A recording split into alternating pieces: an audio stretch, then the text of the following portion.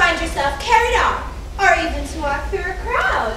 You're in constant contact with all sorts of elbows and knees and soles and buttocks, touching and rubbing.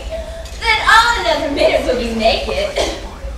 I just find everything in Italy so shocking. I mean, I'm not a Puritan. I mean, of course I'm a Puritan, but that's what I love about Italy, because in Italy, I'm not a Puritan. I'm alive. I'm in love. I take it in. It's tomatoes. It's sunshine. It's olive oil. It's paintings. It's men. Everything is as though this giant mother would squash you to her breast. And Italy to go out is to come home. I'd like to take it in.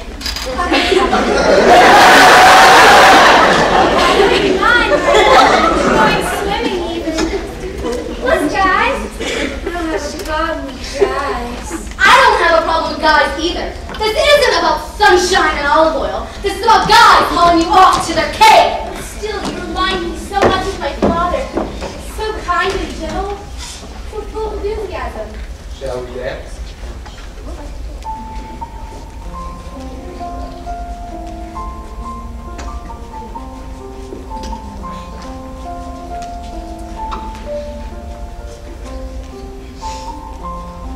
I knew a man once. So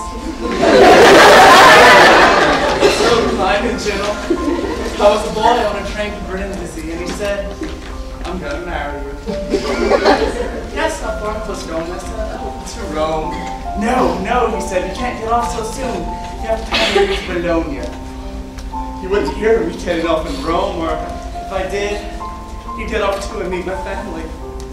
Gave me a silk scarf and a pocket watch, a little figurine of a saint he picked up in Morocco.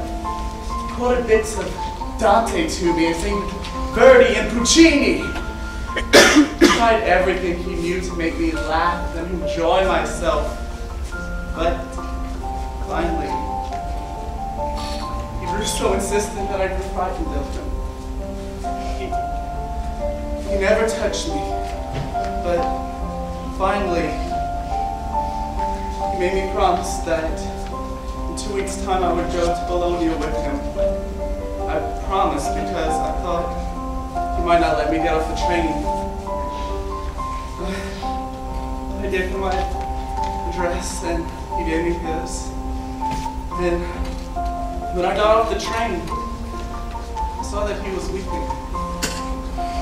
And I've often thought, well, maybe he really did love me. Maybe that was my chance. So I walked away from it because I didn't know it at the time. I think for me, there's nothing quite like it. When you know a person is attracted to you, and you look into his eyes and see your own reflection, as you've always wanted to see yourself, but never have since you were a child. Just sharing the daily things with another person, knowing you can count on him. And I know he loves me all the time, hugging me all day, treating me as though I were precious. You are a twit. I am not. I'll tell you something, Olympia. You're the type of person who ends up at the bottom of your bean somewhere with your underpants over your head. I'm trying to save your neck and you don't even get it. Oh, what did I say wrong? Do you think I like feeling this way? Do you think it feels good to feel bad all the time? Wouldn't you think I'd rather just be this nice, happy, well-adjusted, seeming person who can just take it as it comes and like it?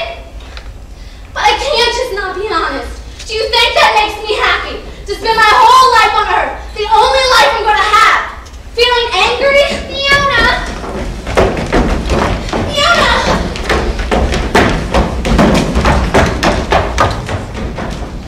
Oh, come here. Let's leave them alone.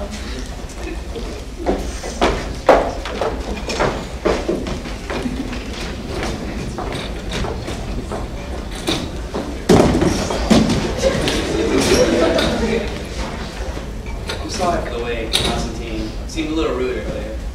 Well, I shouldn't put it on him. I'm sorry for the way we behaved. Thank you for saying so, Nikos.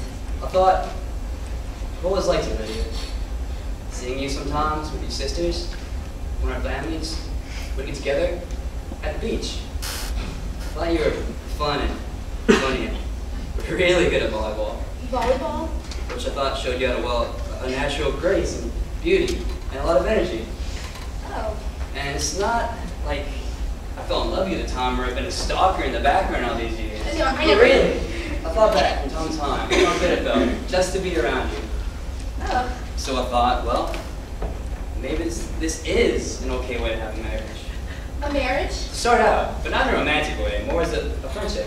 Oh. Because I admire you. And I thought, well, perhaps this can grow into something deeper and longer lasting. Oh. But maybe this isn't quite what you want. I mean, it's true.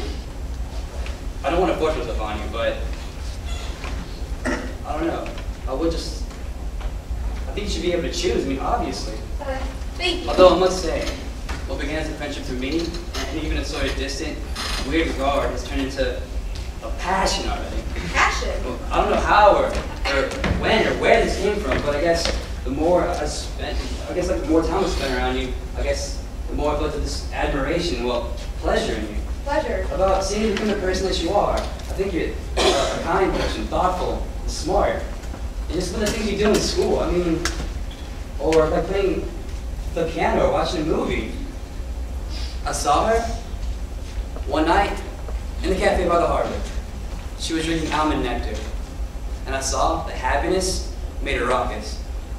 And I said to myself, I don't want anything that's cold or distant. I want something that's life-consuming, that consumes my whole life. Your whole life? So please, don't think of this as a marriage, because it's true. You hardly know me, but I guess more as a courtship. A courtship? Or, I don't know, maybe you just want to go sailing and see a movie with me. Gee, Nikos, you seem to talk a lot. I talk too much, I'm sorry. You know, it seems to me that men get all caught up in what they're saying and they forget to take a moment and look around and see what effect they're having on other people. That's true. They get on a roll. Well, sometimes I do that, and I wish I didn't, but I get started in a sentence, and it leads to this other sentence, and the next thing I know, I'm just pushing through, trying to find the logic of it, and if I stop, if before someone interrupts me, then they won't understand what I'm saying, and what I'm saying isn't necessarily wrong. It might be, but not necessarily. It doesn't mean me correct, or change my mind. But if I can't get to what the end I was saying, I can't get back to where I was, or think of what I was saying last. Or, I don't know. I understand. I think sometimes I scare people. They think I'm just pushing ahead, just barging through, not a sensitive person, whereas the truth I am. I know, do you know about dreams? Well, I have dreams. Do you know what they mean? I don't know. Maybe. I had this dream once, and I was going to a wedding of some friends of mine, and at the wedding sort of event, there was this huge pond they had built, and I was late getting there, so I had someone airlift me in, and then when I landed into the pond, the walls collapsed, and 1,500 fish died. Everyone was looking for survivors, but I had to go take President Obama to the Museum of Modern Art, because I had to go to the gym. So when I took him to one of the exhibits, he turned to my mother and said, "Wow, look at that Julian Schnabel bridge." And there was this enormous sterling silver bridge designed by Julian Schnabel. So I walked my mother into the water to say goodbye to her, and this enormous 25 high tidal wave crashes over me, throws me over the Julian Schnabel bridge, and I'm left there in the middle of the ocean until I realized I had the cell phone tucked under my panties the whole time. So I phoned Olympia to come and get me, and she said, "I'm heard Elsa Kardashian," which is the name of her dog. Elsa Kardashian over in the car, and would you take her for a walk and leave the car at 8th Avenue? What do you think of that? Wow. Things happen so suddenly sometimes. Sometimes people don't want to fall in love.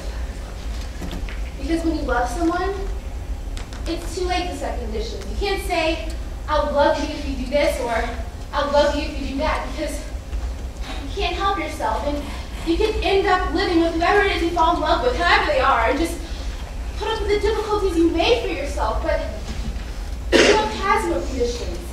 That's why it's so awful to fall in love.